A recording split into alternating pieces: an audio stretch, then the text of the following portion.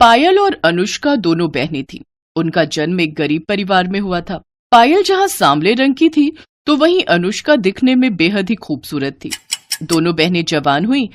अनुष्का तेज तर्रार, modern और सुंदर लड़की थी, इसलिए अमीर घर के लड़के ने उसे पसंद कर लिया। तो वहीं पायल की शादी एक गरीब परिवार में हो गई। पायल ढेरों अरमान मन में संजोए अपने ससुराल आई, लेकिन ईंट गारे से बना ढांचा ही अब उसका घर था। ये देख उसकी आंखें भर आईं, लेकिन इसी को अपनी किस्मत मानकर उसने चुपचाप स्वीकार कर लिया। उधर अनुष्का अपने बड़े अमीर ससुराल में आकर बहुत खुश थी। एक रोज जब पायल बाजार में सब्जी लेने पैदल जा रही थी तो अचानक गाड़ी में जाती हुई उसकी बहन अनुष्का की नजर उस पर गई। वो गाड़ी से उतरकर बोली, अरे दीदी, आप कहाँ जा रही हो? सब्जी लेने आई थी अनुष्का। खैर ये बता तू कैसी है और यहाँ कैसे? मैं भी ठीक हूँ। वो जो राधा कृष्ण मंदिर के सामने वाली कोठी है ना, वो विनय ने खरीद ली है। अब हम यहीं शिफ्ट हो गए और अभी मैं विनय के साथ मूवी जा रही थी तो आप पर नजर गई तो सोचा आपसे मिल लूं। वो क्या है ना, हम अमीर लोगों के पास ये सब सब्जी वब्जी लेने का टाइम ही नहीं होता ना। ये काम तो मेरे घर के नौकर करते हैं। मैं तो बहुत मजे में हूँ। अच्छा मैं चलती हूँ, मुझे लेट हो रहा है। वैसे आप कहाँ रहती हैं? त्रिलोकपुरी गांव, वहीं बस्ती में मेरा घर है। अच्छा खैर, मैं किसी दिन फुर्सत में आपसे मिलने आऊंगी, फिर ढेर सारी बातें करेंगे। Okay bye. ये कहकर अनुष्का अपने रास्ते निकल गई। ऐसे ही समय बीत गया। एक रोज पायल अपने पति उमेश से बोली, सुनिए जी, अपने घर में ना प्लास्टर करवा लो, दीवार की दरारों से मच्छर घुस आते हैं। बस कुछ दिन और गुजारा कर लो। अब रिक्शा चलाने के साथ साथ पढ़ाई भी कर रहा हूँ। भगवान ने चाहा तो जल्दी अच्छी नौकरी भी मिल जाएगी। ऐसे ही समय बीता। एक रोज अनुष्का पायल के घर आई, शॉर्ट ड्रेस, आंखों में चश्मा, हाई हील और हाथ में ढेर सारे गिफ्ट्स लेकर। जब वो अपनी कार से उतरी तो सभी आस पड़ोस के लोग उसे देखते रहे, यहाँ तक कि उसकी खुद की बहन पायल भी उसे पहचान नहीं पाई। अरे अनुष्का तू? बाप रे, तेरा तो स्टाइल ही बदल गया। अब क्या करे दीदी, अमीरों का तो यही लाइफस्टाइल होता है। अच्छा अब क्या यहाँ दरवाजे पर ही बातें करोगी? चलो अब मुझे अंदर आने दो, मैं भी तो देखूं तुम्हारे महल को। अनुष्का उसके घर के अंदर आती है तो चारों ओर से उसकी ईंट की चार दीवारी को ही देखती रह जाती है।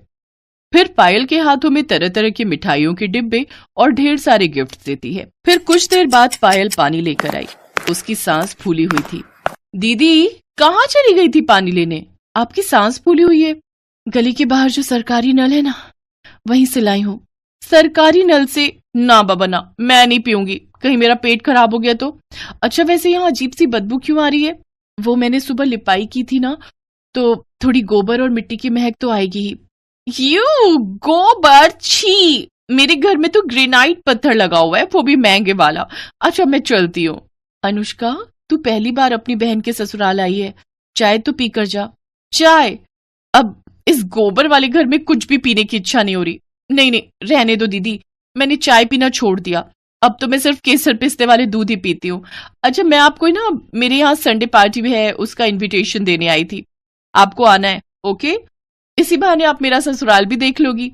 ये कहकर अनुष्का वहां से चली जाती है। उसके जाने के बाद पायल वो डब्बे खोलती है तो उसमें बहुत सारा खाने का सामान था।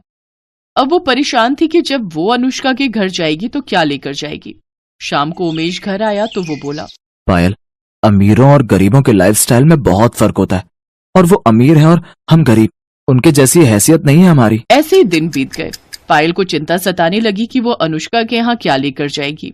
फिर उसे ख्याल आया कि अनुष्का को उसके हाथ के आटे के लड्डू बेहद पसंद है। वो जल्दी से आटे के लड्डू बना लेती है और फिर अगले दिन उन्हें लेकर अनुष्का के घर पहुंच जाती है, जहां वो देखती है कि अनुष्का अपने शीश महल जैसे घर में आराम से बड़े से सोफे पर बैठी है। उसकी ठाट बाट देखकर पायल हैरान रह गई। पायल ने अनुष्का को पुकारा। अनुष्का ने उसकी ओर देखा तो वो गुस्से से भड़क गई। ओफो दीदी, मैं जानती हूँ कि तुम गरीब हो, लेकिन कम से कम तुम्हें इतना तो पता होना चाहिए कि अमीर लोगों के घर कैसे बनकर जाना चाहिए। अरे कम से कम एक जोड़ी नए कपड़े ही खरीद लेती। तुमसे अच्छी तो हमारी एक काम वाली लग रही है। तभी वहाँ अनुष्का के ससुराल वाले भी आ गए। अनुष्का, मैं तुम्हारे लिए अपने हाथों से आटे के लड्डू बनाकर लेकर आई थी। पहले बात अलग थी दीदी, अब मैं अमीर खानदान में आ गई हूँ। जाओ यहाँ से। अब मेरे यहाँ तभी आना जब तुम्हारा ये गरीबी वाला लाइफस्टाइल बदल जाए। बहू, क्या जरूरत थी गरीब लोगों को पार्टी में बुलाने की? अनुष्का, तुम तो इनके यहाँ कितना कुछ लेकर गई थी और ये बेकार से लड्डू लेकर आई हैं। अपनी बेइज्जती देखकर पायल रोते हुए वहां से चली जाती है। ऐसे ही 3 साल बीत गए। दोनों बहनों की डिलीवरी होने वाली थी। पायल को उमेश जल्दी से पास के सरकारी अस्पताल में ले जाता है, तो वहीं दूसरी तरफ अनुष्का को विनय एक महंगे प्राइवेट अस्पताल में ले जाने लगता है। लेकिन प्राइवेट अस्पताल थोड़ा दूर होता है और वो वहां तक नहीं जा पाते, इसलिए वो भी अपनी पत्नी को सरकारी अस्पताल में ही ले जाता है। कुछ देर बाद डॉक्टर पायल से कहते हैं, मुबारक हो, आपको 2 जुड़वा बेटे हुए हैं। ये सुनकर पायल और उमेश बहुत खुश हुए, लेकिन तभी दूसरे कमरे से किसी के रोने की आवाज आई। पायल ने पर्दा हटाकर देखा तो सामने बिस्तर पर अनुष्का बेहोश थी और विनय और उसकी माँ आपस में बातें कर रहे थे। माँ, जब अनुष्का होश में आएगी और अपने बच्चे के बारे में पूछेगी तो मैं उसे क्या कहूंगा कि तुम्हारा बेटा मरा हुआ पैदा हुआ है और अब वो कभी माँ नहीं बन सकती?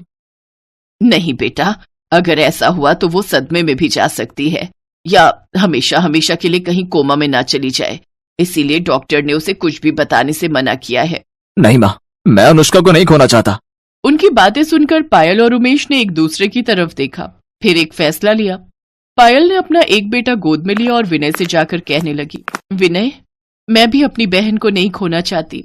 हमने आप दोनों की सारी बातें सुन ली। मैंने जुड़वा बेटों को जन्म दिया है, इसलिए मेरा एक बेटा तुम रख लो और अनुष्का को यही कहना कि ये उसी का बेटा है। मैं गरीब जरूर हूं, लेकिन दुख तो सबका बराबर ही होता है ना। मेरे बेटे की परवरिश करते समय उसे गरीब और अमीर दोनों के बारे में बताना, ताकि वो गरीबों का दुख भी समझ सके। अनुष्का होश में आ चुकी थी, उसने उनकी सारी बातें सुन ली थी। वो हाथ जोड़कर पायल के सामने रोते हुए कहने लगी, मुझे माफ कर दो दीदी, मैंने आपको कितना भला बुरा कहा। शायद उसी की सजा मुझे मिली है जो भगवान ने मेरा बच्चा छीन लिया, साथ ही हमेशा के लिए मां बनने के सुख से भी वंचित कर दिया। दीदी, आपके बेटे को अपना बेटा समझकर पालूंगी, शायद इससे मेरे सारे पाप धुल जाए।